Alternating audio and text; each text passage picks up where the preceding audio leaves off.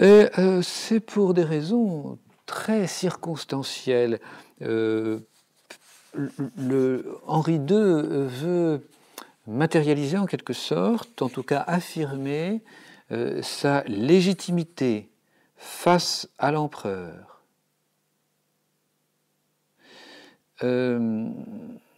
Peut-être est-ce inspiré du sacre anglais qui a une cérémonie semblable que l'on appelle la reconitio. Henri II aurait-il quelques prétentions sur le trône d'Angleterre? Ou alors, est-ce bien déjà cette idée du contrat synallagmatique?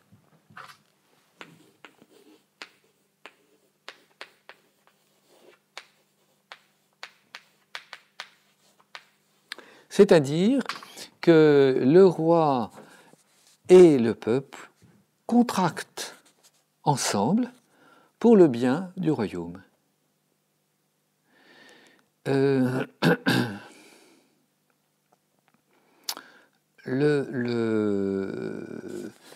La cérémonie n'est pas primitive, elle pose vraiment des difficultés.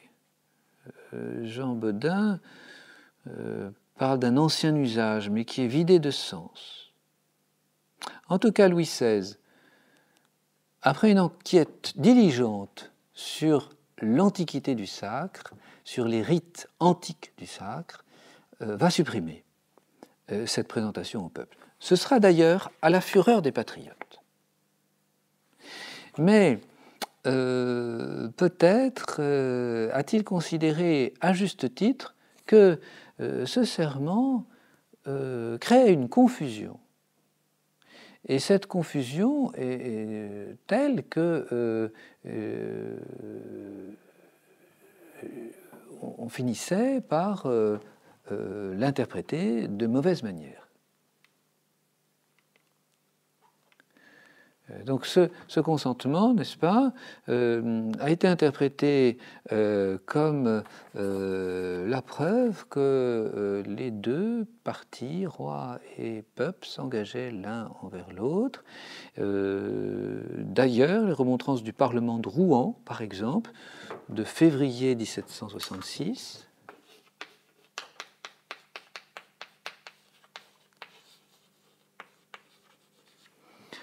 et celle de la Cour des aides de Paris en 1770 parle de ce serment fait au peuple ou encore des droits inviolables qui sont à la nation.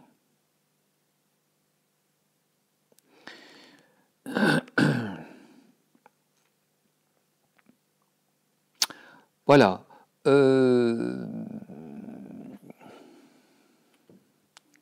C'est une atteinte.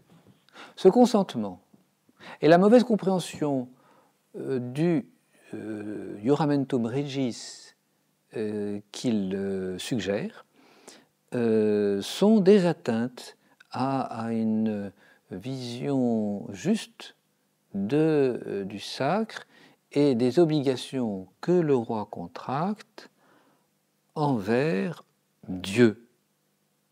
Le serment, et ça c'est une citation de Denissart, qui est un juriste de la fin du XVIIIe siècle, hein, dans sa collection de décisions nouvelles et de décisions relatives à la jurisprudence actuelle, Paris 1771, Denissart, à son article Serment, rappelle bien que c'est une affirmation faite avec imprécation, en prenant Dieu pour témoin et pour juge de ce que l'on dit.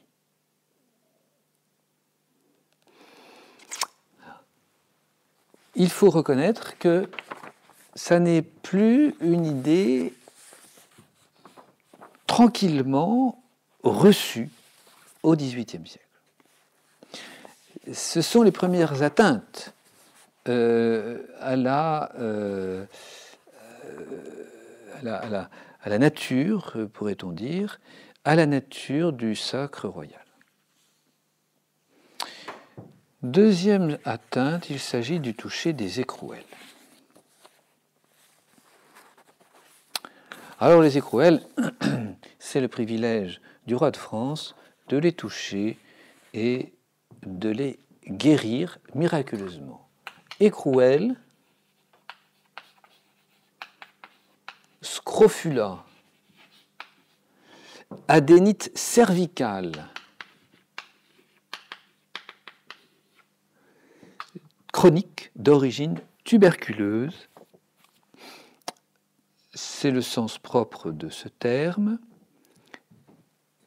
mais finalement les écrouelles désignent à cette époque toute maladie de peau qui peuvent d'ailleurs être mortelles. On a les enfants de Madame de Soubise et elle-même qui sont morts de ces maladies de peau qui peuvent s'apparenter à des cancers comme le mélanome. La première mention du toucher des écrouelles par le roi de France et de leur guérison se trouve sous Robert le Pieux, qui règne de 996 à 1031, puis Louis VI le Gros. C'est une tradition du pays rémois liée au monastère de Corbeny et au saint qui y est invoqué, Saint Marcoul. Je vous passerai une petite notice sur ce saint. En 898, ces reliques ont été transportées dans la région de Reims, depuis la Normandie, pour fuir devant les invasions des hommes du Nord. Les premières guérisons, c'est le XIe siècle, surtout à l'époque de Louis VI, et puis alors ça devient très systématique au XIIIe, XIVe siècle. On fait des pèlerinages à Corbeny. À partir de Jean II le Bon, en 1350, il y a tout un rituel. Le roi passe sous la châsse du saint, communie, touche les écrouelles le jour même ou le lendemain. On verra par exemple Louis XIV représenté à côté de Saint Marcoul par le peintre Jouvenet en 1690.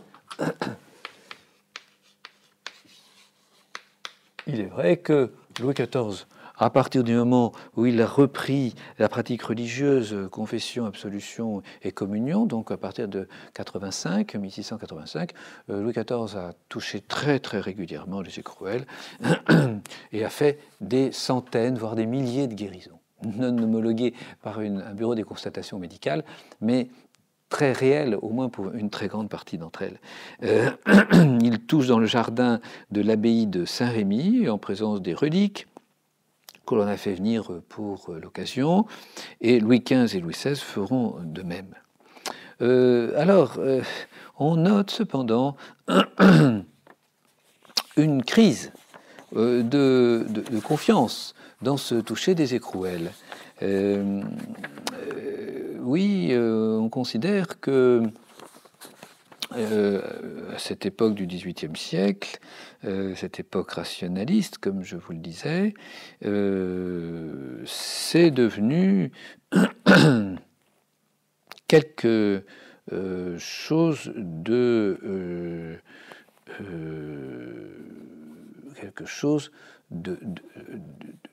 rocambolesque.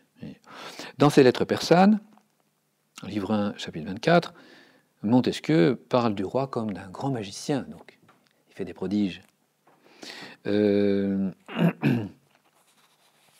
Pourtant, Louis XIV a touché en grande pompe les écrouelles, Louis XV a fait de même pour son sacre, donc le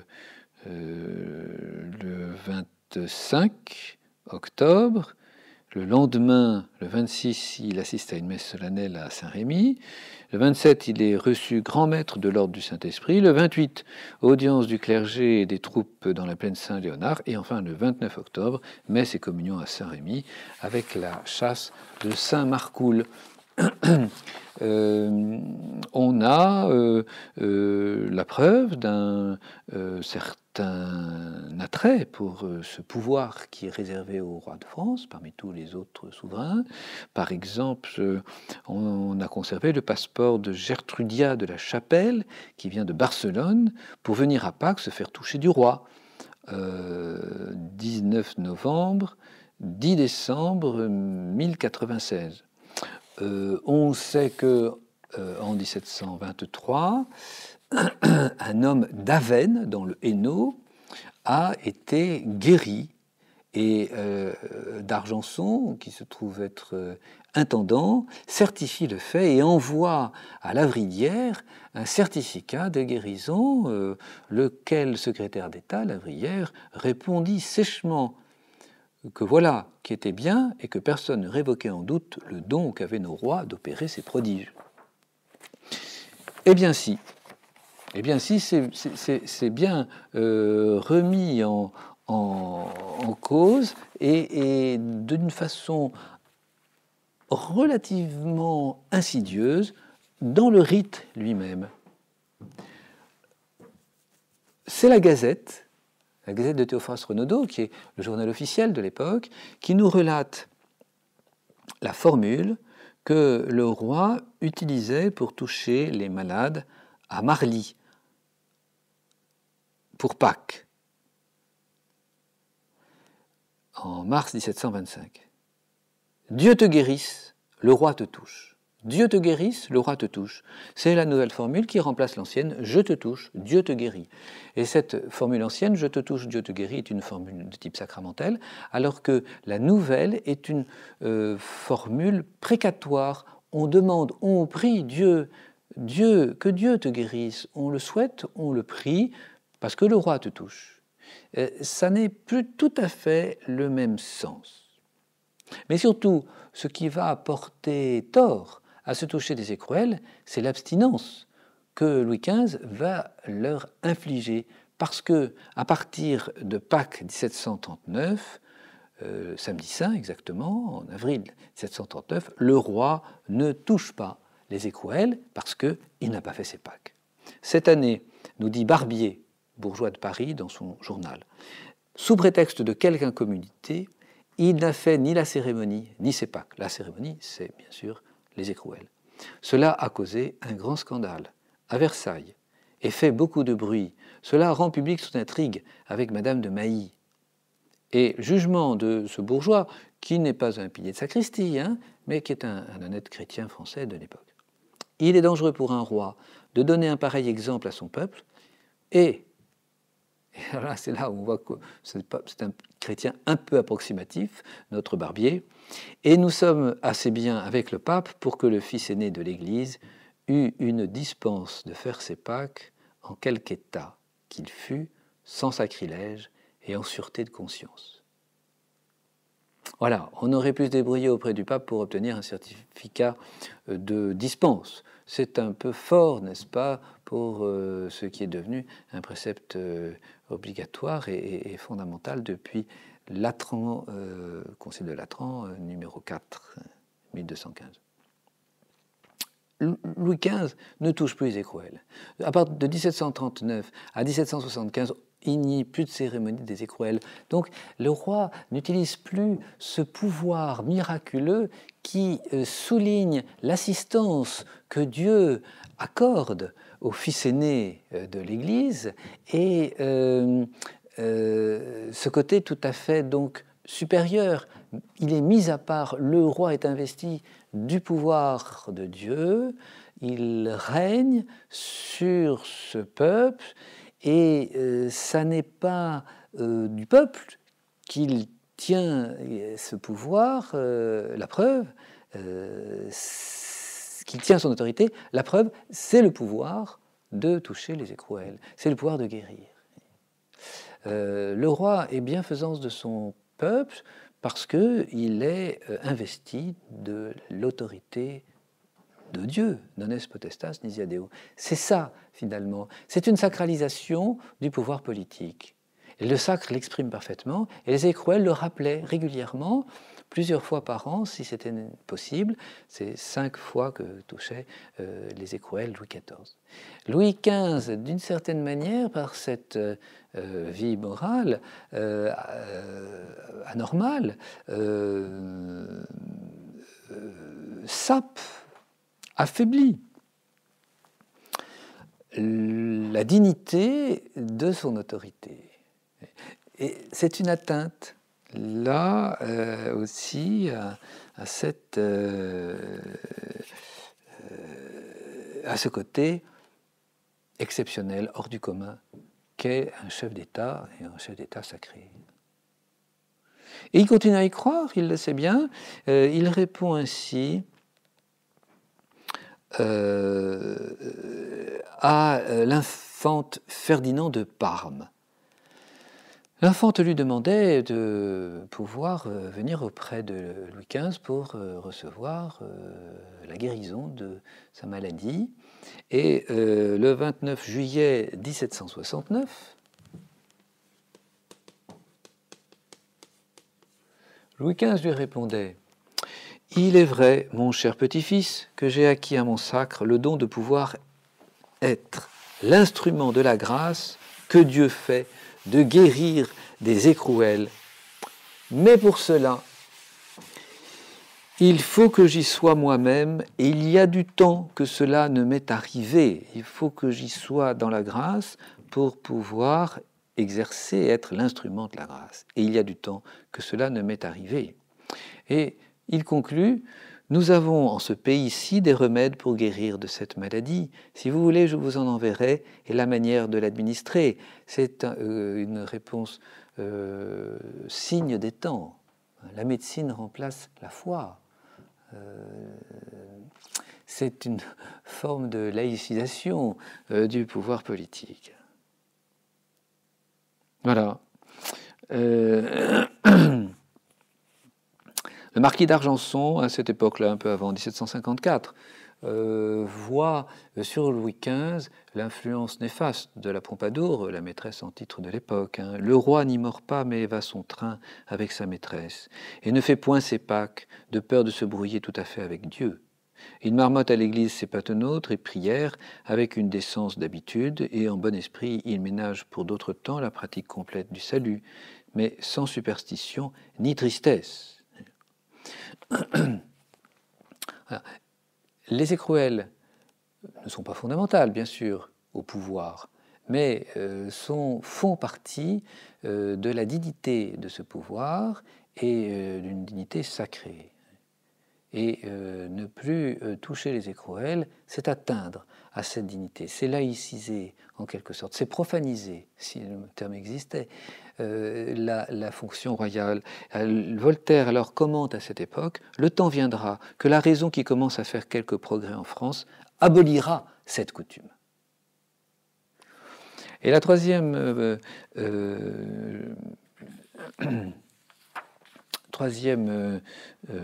partie de ce petit chapitre, c'est la question du sacre, de l'enjeu du sacre de Louis XVI.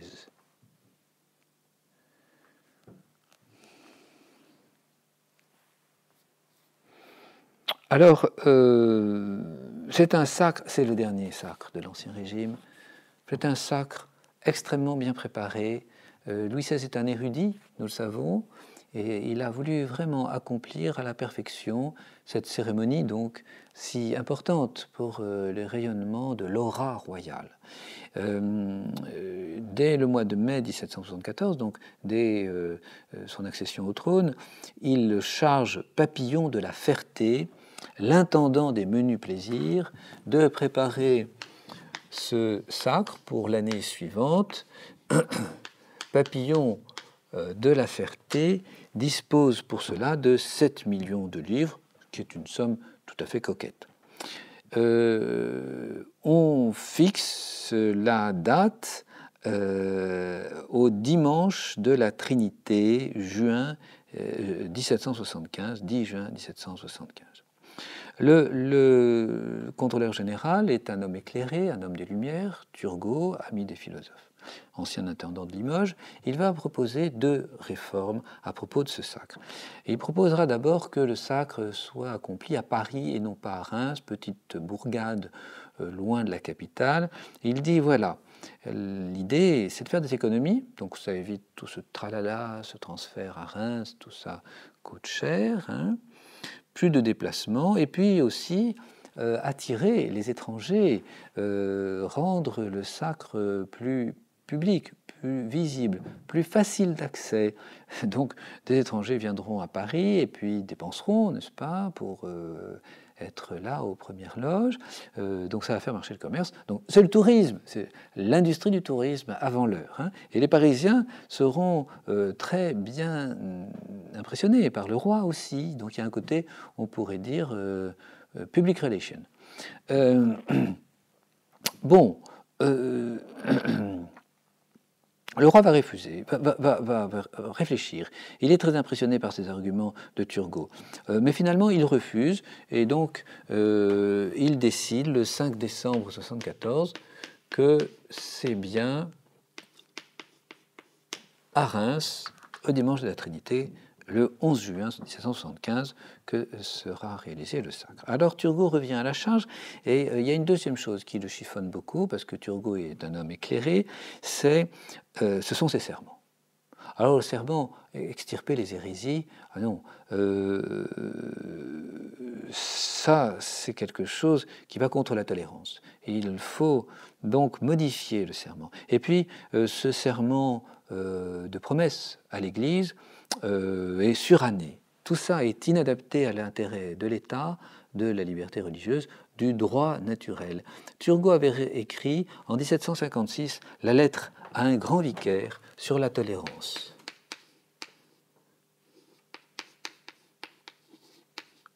Lettre à un grand vicaire sur la tolérance. Il défendait déjà ce genre d'idée. Hein. Il va insister jusqu'à la veille du sacre. Ça lui tenait vraiment à cœur, mais le roi va refuser encore. Pour quelle raison? Parce que le roi veut faire les choses bien. Le roi n'est pas un dévot.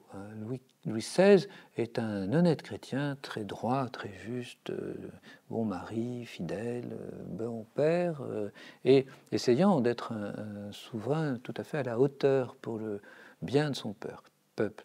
Le roi bienfaisant, comme l'appelle M. de Vigry. Et donc, voilà, le sacre doit être fait comme ceci. C'est un rite vénérable qui a assuré la continuité de la transmission du pouvoir royal et des bénédictions de Dieu sur la maison de France. Donc il faut l'accomplir tel que l'Église le demande. Il peut y avoir un côté un peu scrupuleux chez Louis XVI, ce que l'on rencontre très souvent chez les gens méticuleux, et nous savons qu'il est méticuleux.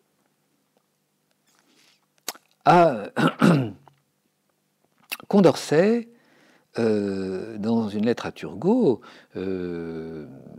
juge cette dépense du sacre la plus inutile et la plus ridicule. Donc on voit tout à fait cet esprit éclairé, cet esprit fort, on dirait aujourd'hui. Hein. Turgot déclare qu'il faut détruire le préjugé qui destine la ville de Reims et qui fait employer une huile regardée comme miraculeuse, d'après une fable rejetée par tous les critiques, donc le fameux baptême de Clovis. Cela, on y ajoute l'opinion fausse d'une vertu non moins fabuleuse et qui peut contribuer à faire regarder comme nécessaire une cérémonie qui n'ajoute rien aux droits du monarque. Donc c'est cité dans la vie de M. Turgot par Condorcet à Londres en 1786. Donc on voit tout à fait cet esprit très laïcisé de ce contrôleur général et de ses amis. Mais derrière ça, il y a bien sûr les côtés de miracles, de surnaturel, voire de préternaturel, mais il y a aussi surtout le côté ecclésiastique, parce que le sacre de Louis XVI est l'enjeu d'un combat. Faire du sacre le départ d'une réforme religieuse de la tête de la France. C'est dans cette perspective que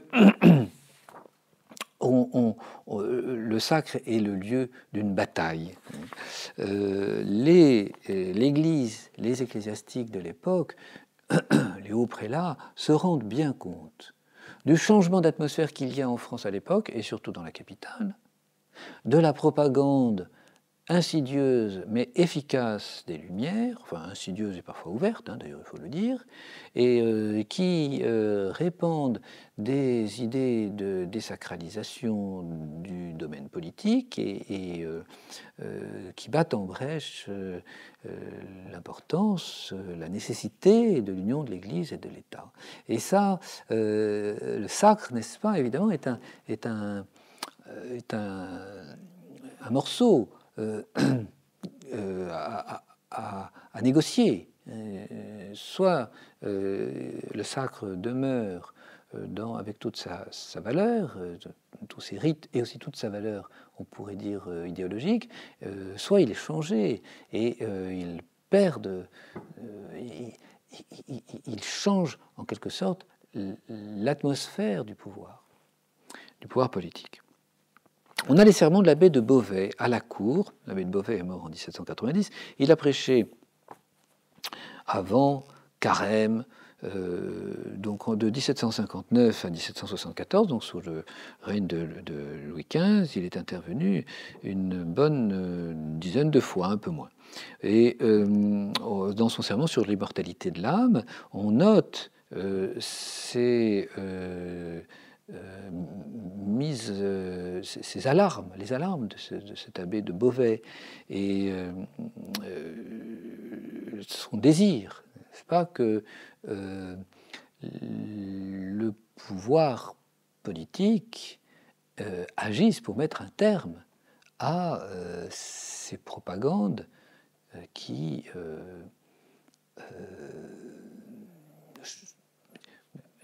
marginalisent l'Église. Au milieu de tous les maux qui affligent la religion et l'humanité, un vœu unique renferme tous les vœux. Mon Dieu, sauvez le roi. C'est le cri universel de votre peuple. Que Louis ressuscite avec Jésus-Christ et la nation entière va ressusciter avec son maître. Sauvez le roi et tout est sauvé. Dans un autre sermon à Saint-Denis, en 1774, il s'agit de l'oraison funèbre de Louis XV, 7 septembre. Il dénonce les attaques des Lumières contre la vérité chrétienne. Après avoir réformé quelques anciennes erreurs, oui, on considère que rien n'est parfait, qu'il y a toujours mieux à faire, et dans tous les domaines de l'État comme de l'Église. Mais ces Lumières vont trop loin.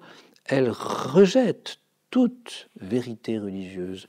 Et alors, il n'y aura donc plus de superstition, parce qu'il n'y aura plus de religion.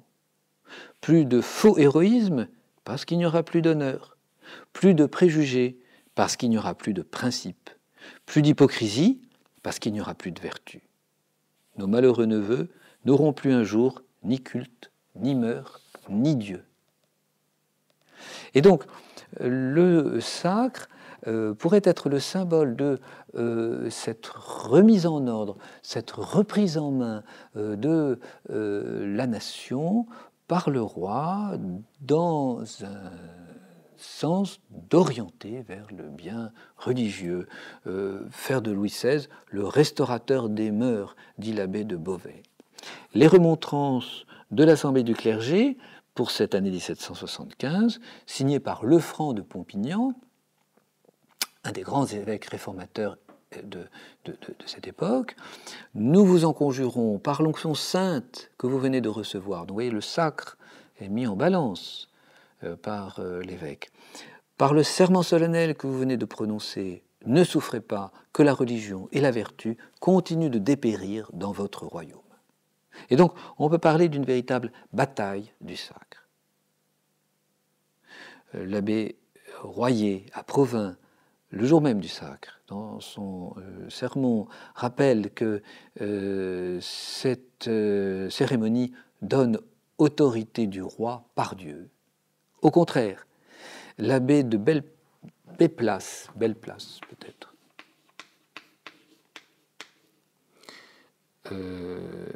dans le sermon pour la Saint-Louis, à l'Académie française. Et il présente Louis IX, Saint-Louis, comme un ancêtre des Lumières. Par ses sages ordonnances, il avait posé les fondements du gouvernement philosophique actuel. C'est un peu fort. Et bien, donc lui est dans un sens qui est bien opposé. Louis-Vincent Gutmann de Turne. Louis-Vincent Gutmann de Turne fait paraître en 1775 un essai historique sur le sacre, et où il rappelle que le sacre, l'hérédité, ces lois fondamentales, non, bon, tout ça n'est pas sérieux. Ce qui fait le roi, c'est le choix de la nation, et donc c'est le serment qui est fait au peuple qui exprime bien, et le consentement du peuple qui exprime bien ce pouvoir. On a Martin Morisot qui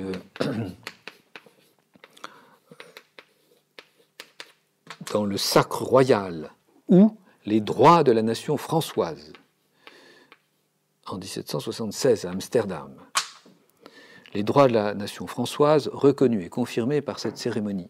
Il parle aussi de l'élection faite par le peuple, le consentement mutuel. C'est un mariage politique que le sacre ne fait que déclarer et consacrer, et il consacre justement le pacte social. Le curé, l'archevêque d'Aix-en-Provence, Cussé de Boisgelin,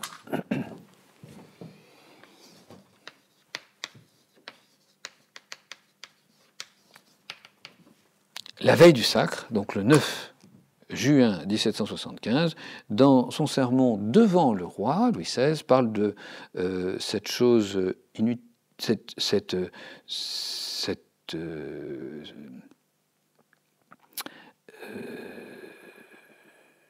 ce rôle que Louis XVI vient par le sacre pour endosser, reconnaissant devant lui, devant Dieu, que Dieu est l'auteur de toute puissance, vous venez consacrer la vôtre à sa gloire et au bonheur de vos peuples. Et il dira que c'est une chose inutile et seulement d'usage.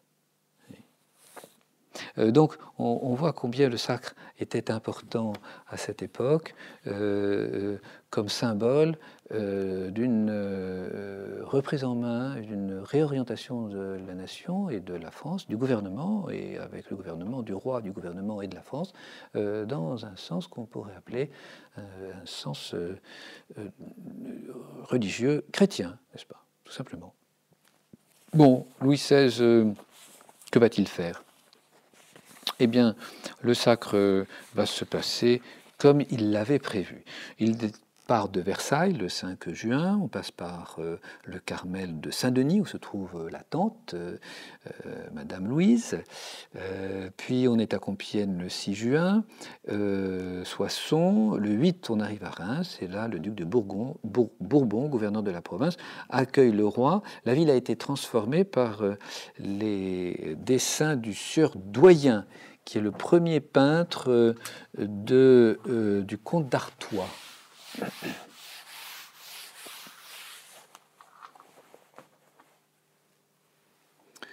Il a été d'ailleurs assisté de Gabriel.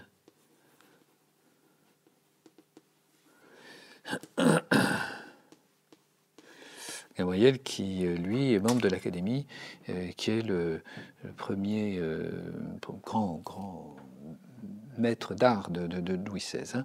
Le sieur Doyen, qui est membre de l'Académie royale de peinture, lui aussi, sera appelé l'architecte du cœur. Il a dressé des arcs de triomphe, des autels un peu partout. Vous avez l'arc de la bienfaisance, l'autel de la pitié avec 30 petits-enfants de 4 ans, 10 petites filles encadrées par des religieuses, 400 vieillards. Ce monument qui annonçait l'idée qu'on s'était formé de l'âme d'un prince auquel on osait offrir le tableau de l'infortune, eut tout le succès possible.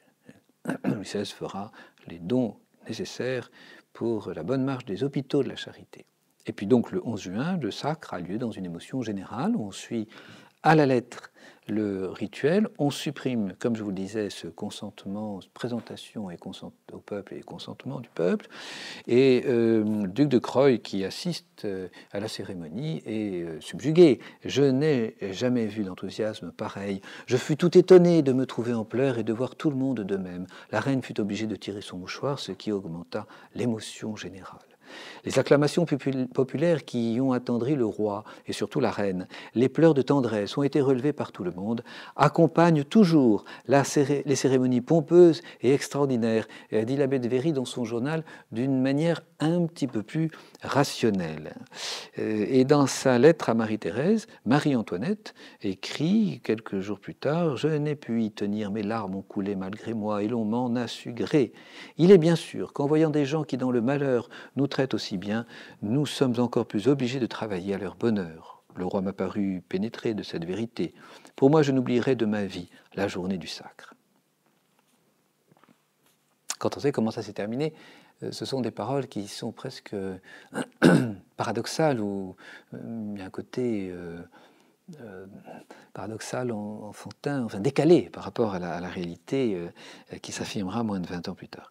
Il est bien juste, alors, dira Louis XVI à Maurepas le 14 juin, 4 jours plus tard, il est bien juste que je travaille à rendre heureux un peuple qui contribue à mon bonheur, et j'y ai pensé de mon côté autant que j'ai pu dans la foule des cérémonies. Louis XVI a effectivement réalisé à la lettre le sacre, les cérémonies ont été minutieusement respectées, il a même accompli des rites qui étaient tombés en désuétude complète, tels que d'envoyer le linceul du roi défunt à Aix-la-Chapelle sur le tombeau de Charlemagne. Donc des choses dont on ne sait plus vraiment pour le coup ce que ça peut bien représenter. Mais avec la suppression du consentement du peuple, Louis XVI a aussi bredouillé le serment sur l'hérésie. On n'a pas compris le Juramentum Regis.